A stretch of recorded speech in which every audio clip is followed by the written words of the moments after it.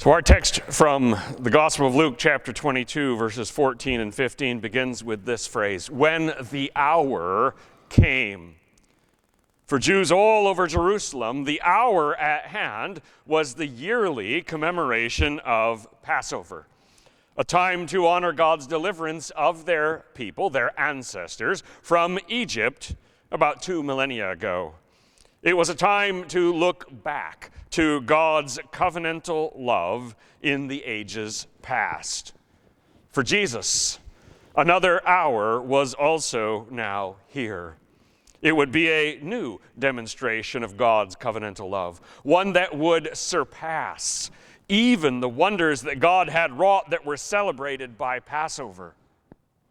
This new work of God would not only offer redemption to God's covenant people, the people that are his people now, it would bring hope to the ends of the earth. And it would not be bodies set free from bondage, but souls saved from the far greater foes of sin and death. This is the hour that is nigh, and Jesus knows his arrest is only a few hours beyond it. So what is he doing? Jesus and his apostles reclined at the table. We know that Jesus is minutes away from establishing communion as the successor to this Passover celebration. What was originally a ceremony applying the blood of a lamb to hold at bay the angel of death from their ancestors when God judged Egypt will be elevated to participation in the very blood of the Son of God, blood with the power to wash away sins and leave those on whom it is applied forever clean. Likewise, as they ate the roasted lamb, Jesus will offer up a better life-transforming meal, his own body. But the efficacy of that spiritual meal that Jesus will be sharing and explaining to his disciples this evening, that is the very body and blood of Christ, is predicated on Jesus' death and resurrection. And those two things are 1 day and 3 days away, respectively, at this moment. So what does Jesus need to prepare for that ordeal? We are very familiar with the ordeal of the Passion, right? Tomorrow is the crosswalk. We will commemorate and walk in those footsteps, just as Nicole and I were blessed this last May to walk those places in Jerusalem itself and see each of the stations more or less where it would have been. And we've already looked at the Garden of Gethsemane. We had that message 2 weeks ago. We saw Jesus' turmoil in prayer with the Father. What else does he need on this evening before the prayer and the arrest and the trial and all of it? And here it is. He says to his disciples, and he said to them, "I have eagerly desired to eat this Passover with you before I suffer." That intense time of prayer is almost here. But before it, Jesus feels an emotional need to spend time in fellowship with his most devoted followers and, quite honestly, his friends. If you knew that the greatest challenge of your life was hours away, whatever that would end up being, right? This is the most difficult thing I will ever go through in my entire life. We often don't know it's coming. Jesus did. But if you knew it was coming, who would you want to spend that remaining time with? You had a few hours. Who do you want to be with? Your spouse, your kids, your friends? Who would help you prepare? Now, Jesus does indeed have a profound relationship with his mother, right? We will see that at the foot of the cross in the conversation with John about her.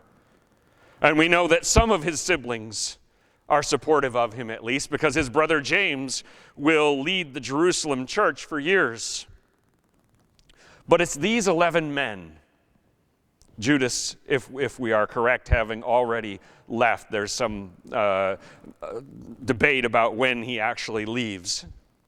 These 11 were chosen by Jesus, right? They say you choose your friends, not your family. That's true. Jesus chose these men, and they have literally walked with him day after day for years. What did they leave? They left their professions, their families, their futures behind to follow Jesus. For them, he is everything. And that faithful devotion from them is a powerful source of strength for Jesus to draw upon in the passion to come. So, Jesus and his followers have their band of brother type thing going, right? If you're familiar with that miniseries and book. We don't want to miss out on that element of his words. I've already stressed how that friendship, that devotion, that shared mission is helping him. But notice also that it is the eating of Passover with them that inspires what Jesus says here. I want to eat this Passover with you. Passover celebrates both God's providential power, an important theme for Jesus, right? He is willingly about to go to his death, and a celebration of the power of God is a good thing. But Passover also celebrates God's purpose in building up a covenant people. Jesus himself is in the process of doing just that, of expanding the covenant people of God in the new covenant. So having these men with him at the table not only boasters Jesus with friends who are closer to him than brothers, it also points forward to Pentecost, when the power of God through the Spirit will use these men and the larger circle of disciples that they will be the leaders of to launch the creation of a whole new people of God, one called from every nation on earth. So these men, then, also represent the potential of God's plan. And Jesus' investment in them, not an inconsiderable amount of time and patience and wisdom and love that he has poured into each of them. And he knows that it is about to reap a glorious reward of lives saved and transformed by the gospel.